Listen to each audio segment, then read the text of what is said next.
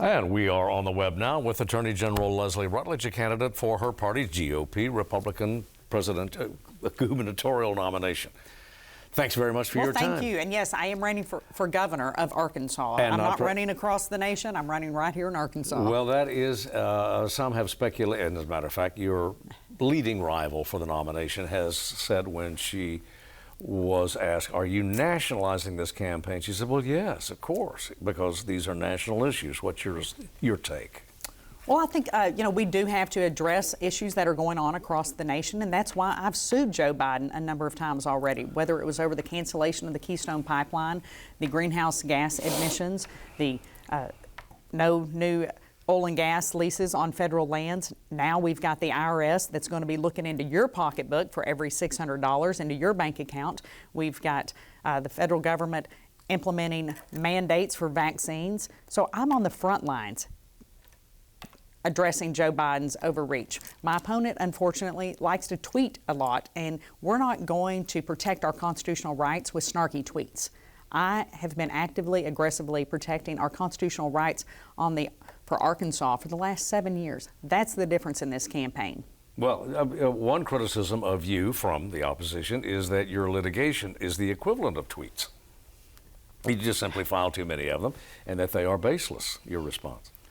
Well, we are winning those lawsuits on behalf of Arkansans, and whether it was the Department of Labor's overtime rule under President Obama, the Waters of the U.S. rule, time and again you can look at lawsuits that I filed on behalf of the state of Arkansas against President Obama, or now against President Biden's overreach, and that we're winning those lawsuits. But we also have to be focused on what's going on right here in Arkansas. That it's not enough to simply be mad at Joe Biden, that we have to take care of the people of Arkansas. And that's why we are holding criminals accountable. We're doing the work at the Attorney General's office every single day for 7 years. This race boils down to experience, Steve. I am the only person running for governor who has 7 years of experience making decisions on behalf of all 3 million Arkansans every single day. Well, you would appear to be at something of a financial disadvantage anyway in terms of campaign treasury. She has amassed, Ms. Sanders has amassed something in the neighborhood of $11 million now, and I think has either 7 or 9 million on hand. What is your latest campaign filing going to show? We'll have raised about $2 million, and I think that what's important for Arkansans to look at is who is that money coming from. My opponent, 87% of the donors to my opponent's campaign are from another state. 87%, dang near 90% of the people contributing to her campaign are from another state. Over 80% of the people contributing to my campaign are Arkansans. And it's because I'm out working, talking to Arkansans. As many people know me in the state as they do my opponent. But what it boils down to is experience. And so it doesn't matter how much money you have, and it's also how much money has already been spent. She's already spent $4 million. What in the world is she possibly spending money on? Because when we look at those campaign finance reports, the number one vendor is who her husband used to work for.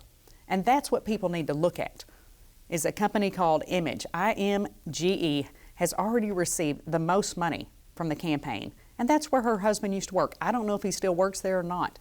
I'm spending money to talk to Arkansans, to reach Arkansans, talking about issues, whether it's pro-life issues, education, taxes, keeping critical race theory out of our schools, protecting our girls and their opportunities in girls' sport, such as the Girls Act. What I'm not doing is traveling across the country, talking about issues that don't impact Arkansas. Well, those are the same issues, though, that you just said, though, that you're litigating as Attorney General, are they not? Well, or many of them, anyway. Well, we are taking care of those issues here at home and filing lawsuits on behalf of Arkansans, but simply being mad and tweeting about it doesn't get the mail carried. Well, in terms of her campaign expenditures, are you suggesting that Ms. Sanders is self-dealing? No, I'm not suggesting that, but I think it's important for people to look at how money is being spent. It's important to look at money coming in, who it's coming from. It's coming from out of state. Almost 90% of her donors are from somewhere other than Arkansas. That's important for Arkansans to understand. Almost 70% of the money is from outside of Arkansas. And when you look at the $4 million that's already been spent, where is it going? Look for yourself. Don't take my word for it. Look for yourself. It's public disclosure. You have recommended or advocated a constitutional amendment to eliminate the state income tax. What is the status of that? Well, we are in the process still of, and it's going to be a separate committee. It's not part of my campaign committee. I am leading the effort, and so those efforts are being finalized as we speak, because I believe it's important that we make this part of the Arkansas Constitution to permanently eliminate the income tax. Over the last 7 years, Governor Hutchinson and the legislature have chipped away at the personal individual income tax in Arkansas. We're going to do so again in a couple of weeks, hopefully. So I recognize the progress that we've made, but it's time to assure Arkansans that it will be permanent and that we can, over an 8-year period, that we will permanently eliminate the individual income tax. And that's a heck of a financial hit you'd have to hit. Yeah, I mean, you would acknowledge that's like half the general budget.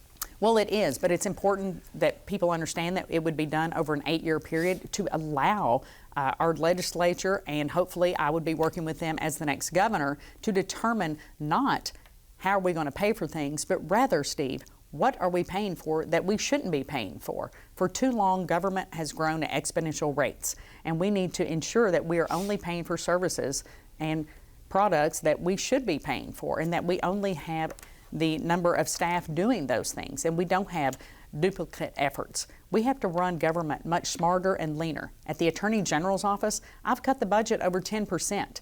I wish every state agency would look and see where they can cut the budget to make sure that we're being smart with taxpayer money. When it comes to Medicaid fraud, I had more Medicaid fraud convictions in the first 4 years as your Attorney General than the 16 years prior to that combined.